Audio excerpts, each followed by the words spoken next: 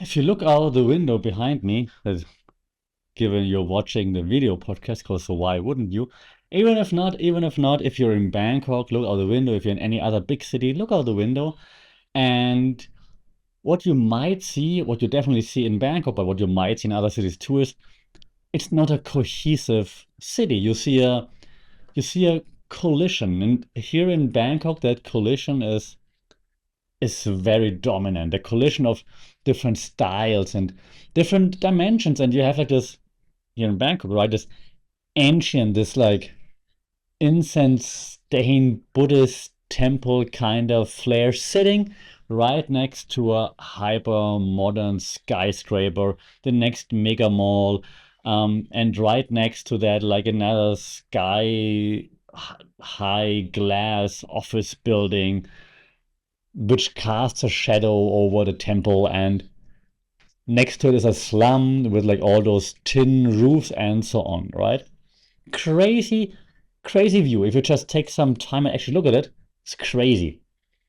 So, well, welcome to today's episode to the Funky Pod, which might be a little bit different to other episodes because today I'm going to try to take a slightly different viewpoint on things and a different topic. The last few weeks we talked about Trump, Trump, Trump, Trump, Trump, and so on, and why he's doing what he's doing, and all the things. Today I want to take you somewhere where you might have not been just yet.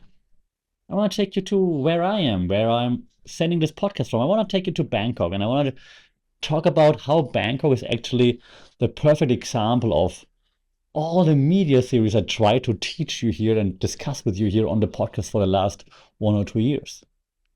And yeah, why do I think that Bangkok is so fitting? Because I think Bangkok is the front line for, I don't know even how to call it, like hyper capitalism. Yes, it's not a digital nomad kind of podcast. It's not like, hey, come to Bangkok. That it's definitely not. Because I'm gonna talk about the future of architecture, but not in a building kind of sense. I'm gonna talk about the future of architecture of reality. Okay, how Bangkok is a microcosm of showing you what reality can look like, might look like. We're gonna talk about like what's gonna happen in the future. What's gonna happen when you take the past and modify it. Because here in Bangkok, like everything exists at the same time. The past, the present, kind of, the future even more so. And here they are stacked on top of each other. And that's something that I think is very unique to the city that I call home and the city that hosts this podcast.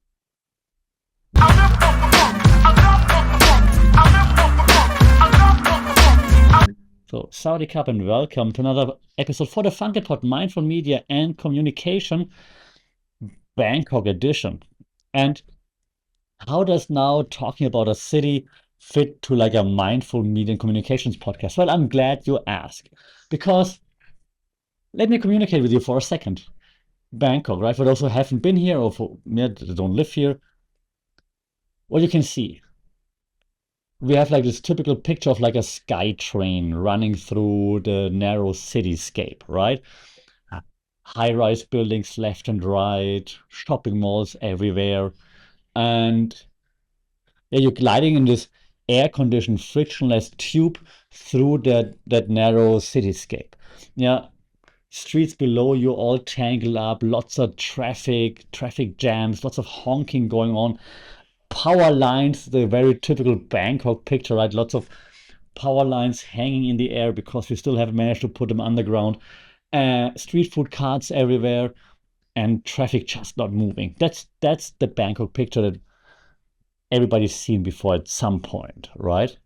Well, that is also communication or part of communication. There's actually a theory, because I try to talk about theories with you, a theory that talks about urbanism. It's actually called splintering urbanism. And there's also another theory that fits very well in here. It's called the non-place. In previous episodes, we talked about the non-spectacle when we talked about postmodernism and so on. Today, we talk about the non-place. And that I try to explain, right?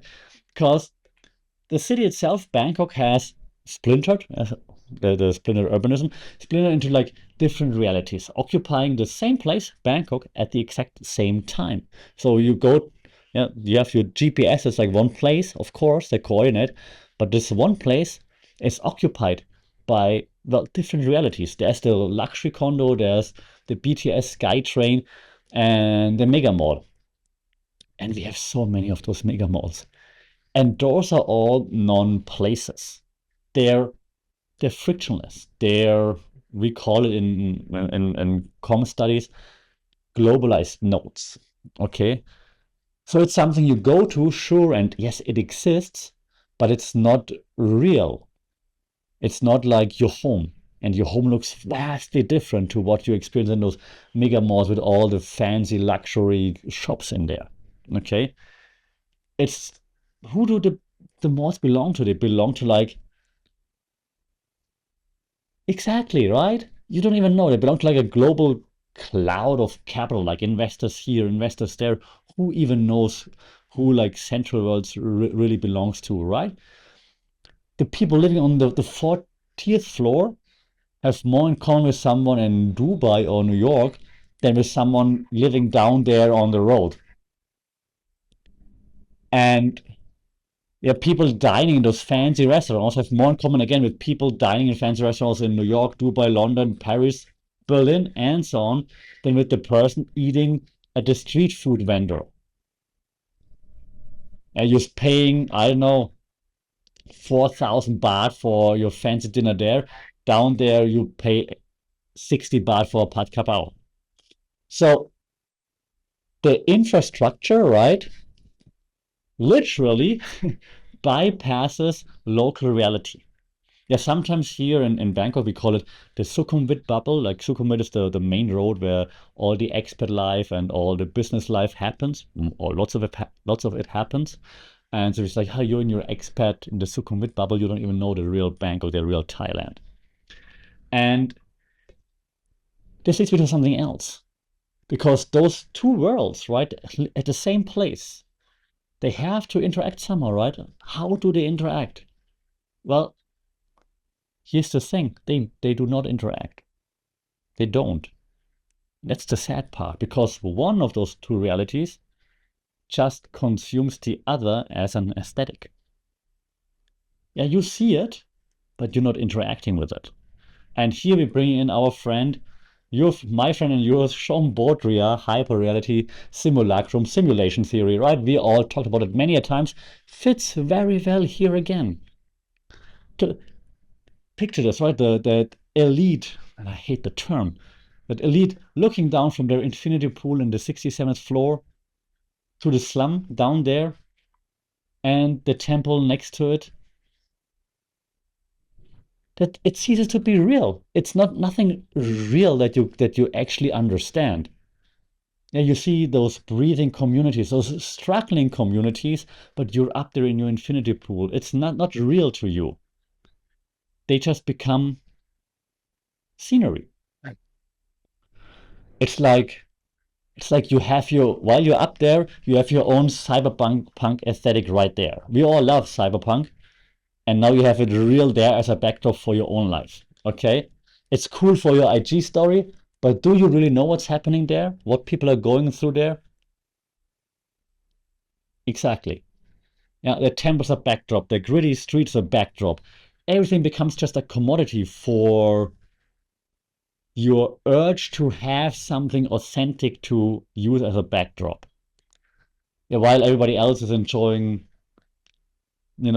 those authentic posts, but you're completely isolated from the actual struggle that go on with those people living the authentic lives.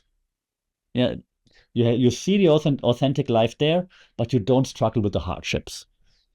So we kind of turned economic desperation into like a visual filter. Like, give me the authentic, gritty Bangkok filter. Oh, there's a nice backdrop. There's a slum here. There's a temple there, and so on. Right?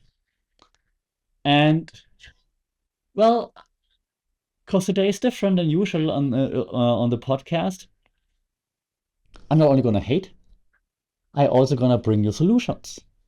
And there are a few small situations, places where those two splintered realities where they actually meet. where the globalized cloud, how I call it earlier, right, crashes back into the physical street. Not many a times, but once in a while, here and there, there's a possibility that they overlap. And one of those places is my favorite place to go, my safe space. It's a very local Muay Thai gym. And I think those local gyms, Muay Thai as an example, other places as well, local markets and so on, are so vital to that communication because they provide a space where different realities merge, converge, if you will, even, and communicate. And I stick with the Muay Thai gym now, but take the local market, take anything that's very similar to that, because it's one of the few places in a city where this simulation of what's real and authentic breaks down. You have foreigners who step out of the luxury condo going into like that gritty, sometimes a bit dirty Muay Thai gym. You have Thai fighters who grow up in those exact like corrugated tin neighborhoods, and they step into the exact same canvas that that foreigner has never had any real struggles steps into, and they meet on the mats in the ring, and that's awesome. Yeah, in the ring, once you're there, the sky train doesn't matter, right? Your crypto portfolio, your gold portfolio right now at the time of recording doesn't matter. Your aesthetics. I know you're still gonna take IG pictures, but while you're training, doesn't matter. You are subjected to the, I know, absolute undeniable laws of physics and human biology. And that's what Muay Thai brings out. And it's not a fighting podcast, so don't worry, but I'm just giving you examples like where those realities meet and how they communicate. And I think the ring, as my metaphor, is just a great equalizer here. Okay, it's an anchor of absolute brutal truth. There's nothing to hide. You can't hide behind your fancy condo. You can hide behind your, which I said, portfolios and so on. Yeah, so in a city that's trying to float away into that digital cloud, because the city wants to be Dubai, it wants to be like New York, right? The Muay Thai ring pulls it back down, but it's like, hey, don't forget where you're from. And that's what I like so much about that. Okay? Because we're all living in those splintered realities by now. There's nothing completely real anymore, right? In my book that's coming up, I call it, it's a beta reality. Okay? Nothing's completely real because everything that we think we know is what we consume from the media. That's all tailored, personalized, AI curated, you name it, and we take it as real even if it's not real. Right? If you post something with like the aesthetic from like the ruggedness, I think you're actually there and you know what it's about, but you don't. Right? So nothing's really really the truth, except what happens on the mats. That's the truth. And that's the beauty of it. Okay, so we're living this splintered realities. Yeah, no matter what city you're in, there are always those splintered realities. And we're all trying to kind of insulate ourselves in frictional or frictionless, I should say, non-places. Because it's nice, it's easy, it's convenient. So your job today, after listening to this podcast, while listening to this podcast, is step out of the SkyTrain, step out of that air conditioned. Look at me how I'm sweating right now. Step out of that air conditioned tube that like takes you away from all the struggles. Yeah, interact with the physical gravity of your city, wherever you're in. Yeah, talk to someone outside of your bubble. Yeah, someone outside of your economic algorithm, so to speak. Yeah, sweat. I'm doing this right now. Bleed a little bit, as blood, sweat, and tears, and just touch reality a little bit. It was a very meta kind of podcast walk through Bangkok, but I think cannot always talk about what's happening over there in the States. Also have to talk about real life sometimes, and that's real life. That's Bangkok, and I'm really curious to hear how does it feel in your city? What are your realities that you're facing, and how do you make sure that you're not getting caught up in like one splintered reality, but you also actually keep touching or hold on and of reality. Let me know, shout out in the comments, it would be cool, or send a message via FunkitPod on all the socials. Until then, stay safe, take care, keep your guards up. Not too high though, because you want to talk to people outside of your bubble. And I'll talk to you in the next episode. Bye.